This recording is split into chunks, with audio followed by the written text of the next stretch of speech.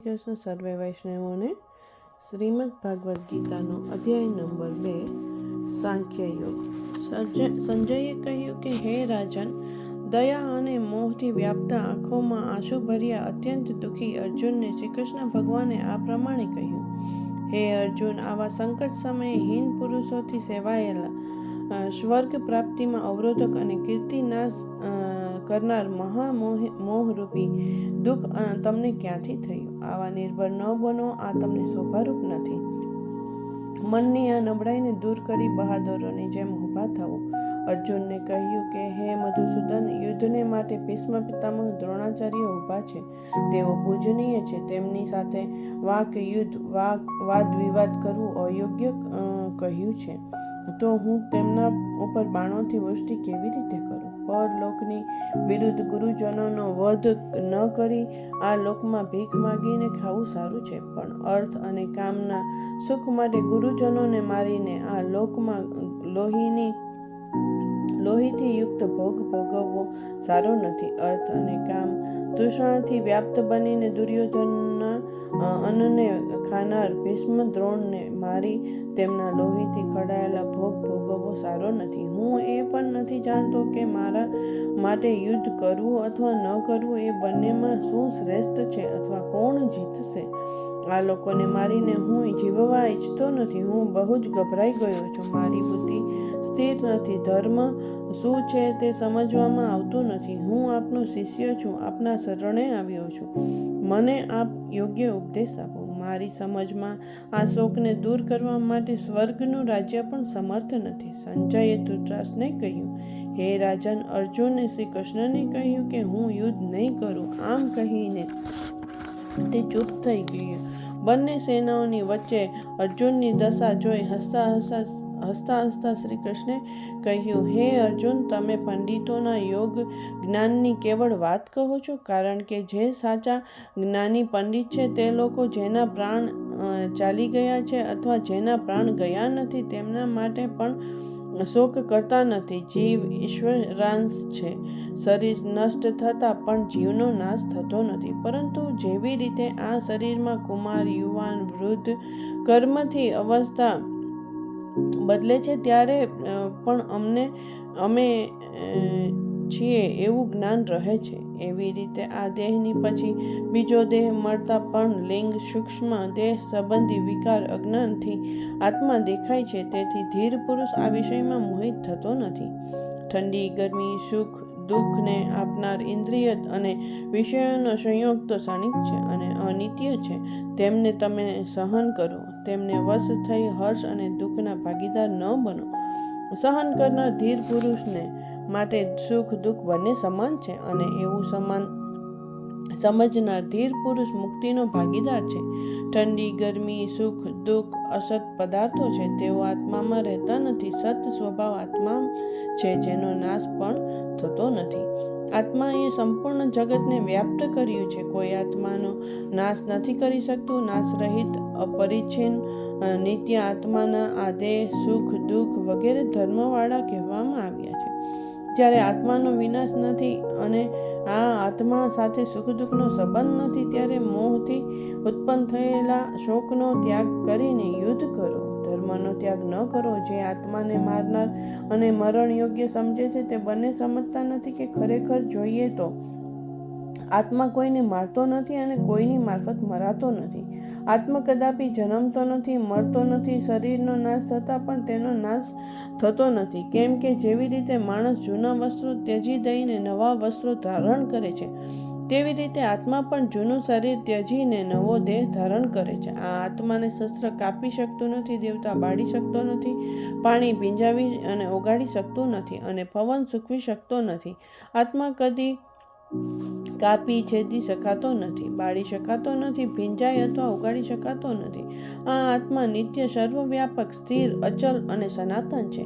આ આત્મા ઇન્દ્રિયોથી જાણી શકાતો નથી. તેના વિષયમાં કલ્પના પણ કરી શકાતી નથી. તે મનથી પર અને વિકાર રહિત છે. તેથી શોક કરવો જોઈએ નહીં. જો તમે આ આત્માને જન્મનાર અને મૃત્યુ પામનાર માનતા હો તો પણ તમારે શોક કરવો જોઈએ નહીં. કારણ કે જે જન્મે છે તે અવશ્ય મરે છે અને જે મરે છે તે અવશ્ય જન્મે છે. તેથી પણ શોક કરવો યોગ્ય નથી. સમસ્ત પ્રાણી જન્મ પહેલા શરીર વગરના અને મર્યા પછી પણ શરીર વગરના જ હોય છે. કેવળ મધ્યકાળ જન્મકાળમાં શરીરવાળા માલુમ પડે છે. તેથી આ વિષયમાં શોક વિલાપ નકામો છે. આત્મજ્ઞાનનો વિષય બહુ જ અઘરો છે. કોઈ મહાપુરુષ શાસ્ત્રાચાર્યના ઉપદેશથી સર્વગત નિત્ય જ્ઞાનાનંદ સ્વભાવવાળા આત્માને અલૌકિક હોવાને લીધે વિસ્મયતાથી જુએ છે. કોઈ આશ્ચર્ય રીતે કહે છે અને કોઈ આશ્ચર્ય રીતે સાંભળે છે, તથા કોઈ સાંભળીને પણ આત્માને જાણતો નથી. તે બધાના શરીરમાં અવધ્ય છે. તમે ક્ષત્રિય છો. તમારા માટે ધર્મયુદ્ધ કરતાં વધારે હિતકારક બીજું કાંઈ નથી. પ્રયત્ન વગર સ્વેચ્છાથી પ્રાપ્ત ખુલ્લા સ્વર્ગના દ્વારરૂપ આ લડાઈ ભાગ્યશાળી ક્ષત્રિયોને પ્રાપ્ત થાય છે. જો તમે ધર્મયુક્ત લડાઈ નહીં કરો તો તમારો ક્ષત્રિય ધર્મ અને કીર્તિને કોઈ પાપના ભાગીદાર બનશો. બધા લોકો તમારી નિંદા કરશે કે જે શ્રેષ્ઠ પુરુષો માટે મૃત્યુ કરતાં પણ વધુ દુઃખદાયી છે. મહારથીઓ કહેશે કે અર્જુન બીકને લીધે લડાઈના મેદાનમાંથી નાસી ગયો. જે અત્યાર સુધી તમને માન આપતા હતા તે હવે નિંદા કરવા માંડશે, તથા શત્રુઓ તમારા બળની નિંદા કરશે અને ન કહેવાના વચન પણ કહેશે. પછી તેના કરતાં વધારે દુઃખ શું હશે? જો તમે લડાઈમાં માર્યા જશો તો સ્વર્ગ મળશે, અને જો તમે જીવશો તો પૃથ્વીનું સુખ મળશે. જો તમને પાપનો ભય હોય તો સુખ દુઃખ તથા સુખ દુઃખના કારણરૂપ લાભ હાનિ અને લાભ હાનિના કારણરૂપ જય પરાજયને એક સમાન માની યુદ્ધ કરો. તમને પાપ લાગશે નહીં. આ બુદ્ધિ તમારા માટે જ્ઞાન યોગના વિષય માટે કહી. હવે તેની પ્રાપ્તિમાં કારણરૂપ જે નિષ્કામ કર્મયોગ છે તેની વાત સાંભળો. નિષ્કામ બુદ્ધિથી કર્મોના બંધનને સારી રીતે તોડી શકશો. આ નિષ્કામ કર્મયોગમાં કર્મ વિશેષ હોવાથી પ્રારબ્ધ કર્મનો નાશ થતો નથી અને વિપરીત પરિણામથી દોષ પણ થતો નથી. તેથી નિષ્કામ ધર્મનો થોડો ઘણો ઉપાય જન્મ મૃત્યુના મહાન ભયમાંથી મુક્ત કરે છે. આ ઈશ્વરની આરાધના માટેના કર્મયોગમાં એક નિશ્ચયાત્મક બુદ્ધિ હોય છે. પરમેશ્વરની ભક્તિ જ ભવ પાર થવાશે તેવી એક નિષ્ઠા બુદ્ધિ હોય છે, અને અજ્ઞાની સકામી પુરુષોની અનેક ભેદોવાળી અને કામના ભેદથી અનંત બુદ્ધિ હોય છે. અજ્ઞાની લોકો સ્વર્ગથી વધારે બીજું સુખ માનતા નથી. તેથી વેદનો જે અર્થવાદ છે તેનાથી પણ ઈશ્વર તત્વ નથી તેમ કહી કર્મમાં પ્રીતિ રાખે છે. ભોગ વિલાસની પ્રાપ્તિમાં જેનું ચિત્ત લીન છે તેને ઈશ્વર પ્રાપ્તિની નિશ્ચયાત્મક બુદ્ધિ હોતી નથી, કારણ કે તેનું ચિત્ત ભોગાદિમાં જ સદા આસક્ત રહે છે. ભોગ ઐશ્વર્યમાં આસક્ત પુરુષનું મન એકાંત હોવા છતાં પરમેશ્વરના વિષયમાં નિશ્ચયાત્મક બુદ્ધિ રાખતું નથી.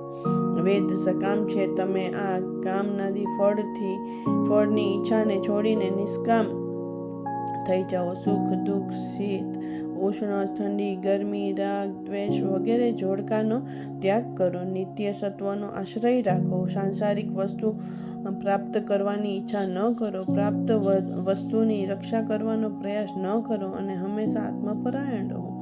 જેવી રીતે પરિપૂર્ણ જળાશય મળતા બધા કાર્ય તેનાથી પૂર્ણ થાય છે અને નાના જળાશયોની જરૂરિયાત નથી રહેતી, તેવી રીતે વેદોમાં રહેલા કર્મોનું ફળ બ્રહ્મજ્ઞાનીને અનાયાસે મળે છે અને તમને કેવળ કર્મ કરવાનો અધિકાર છે. બંધનમાં રાખનાર કર્મફળના અધિકારનો વિચાર ન કરો. કર્મફળની કદાપી પણ ઈચ્છા ન કરો. કર્મ ત્યાગનો સાહસ ન કરો.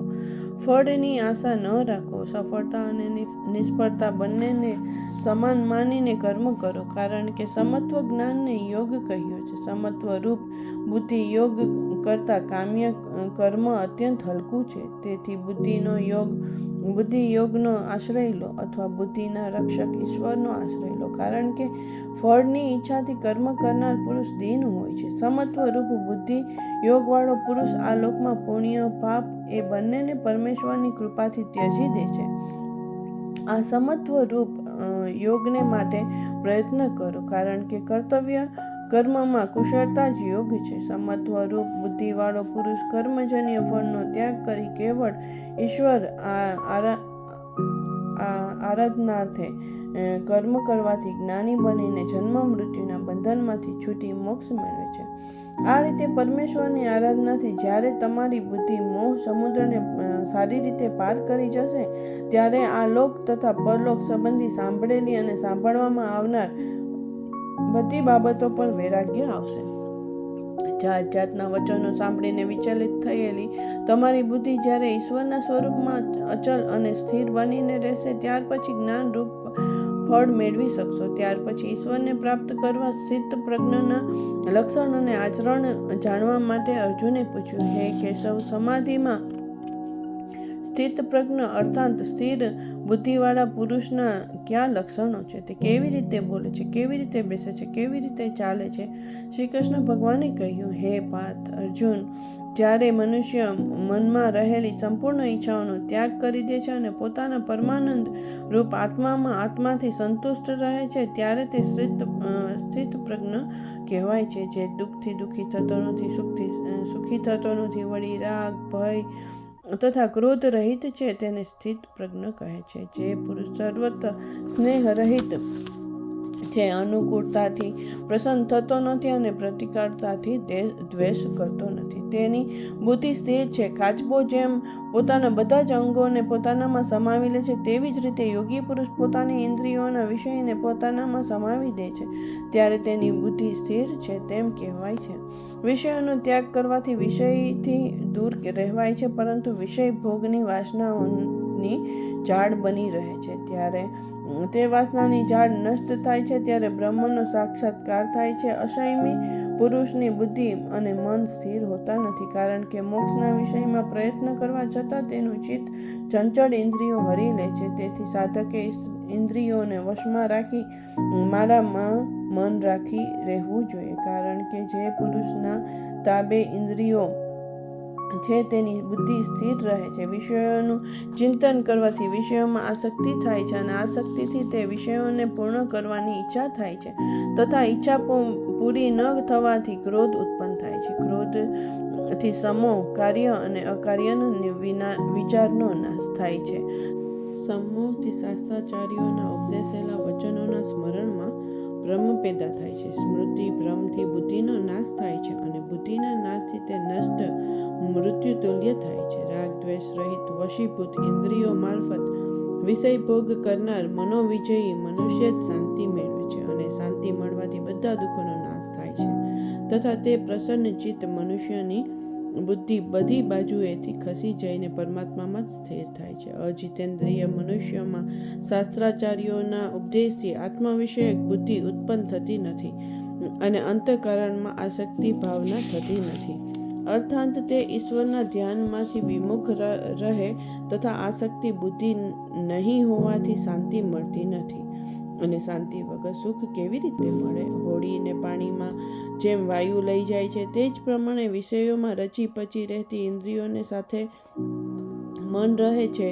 તે એક જ ઇન્દ્રિય અને આ ઇન્દ્રિયને વશ રહેવાની બુદ્ધિને હરી લે છે. તે માટે હે અર્જુન, જે મનુષ્યની ઇન્દ્રિયો વિષયોથી સર્વથા વિમુખ થઈ ગઈ છે, તેની બુદ્ધિ સ્થિર થાય છે.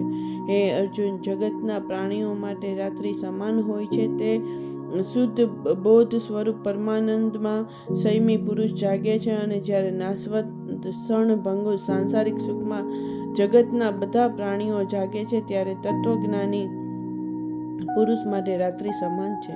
જેમ ચારે તરફથી હિલોડા લેતા સમુદ્રમાં ઘણી નદીઓનું પાણી સમાઈ જાય છે, છતાં સમુદ્ર મર્યાદા મૂકતો નથી, તે જ પ્રમાણે સ્થિર બુદ્ધિવાળા પુરુષમાં બધા જ સુખ ભોગ વિકારોને ઉત્પન્ન કર્યા વિના સમાઈ જાય છે ને તે જ મનુષ્ય પરમ શાંતિને પ્રાપ્ત કરે છે. ભોગની ઈચ્છાવાળા મનુષ્યને શાંતિ મળતી નથી.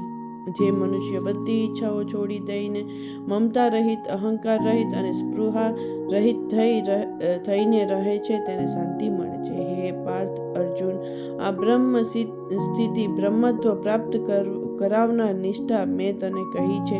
જે આ બ્રહ્મ નિષ્ઠાને પ્રાપ્ત કરે છે તે ફરીથી સંસારના મોહમાં પડતો નથી અને અંતકાળે પણ આ નિષ્ઠામાં સ્થિર રહીને બ્રહ્માનંદને પ્રાપ્ત થાય છે.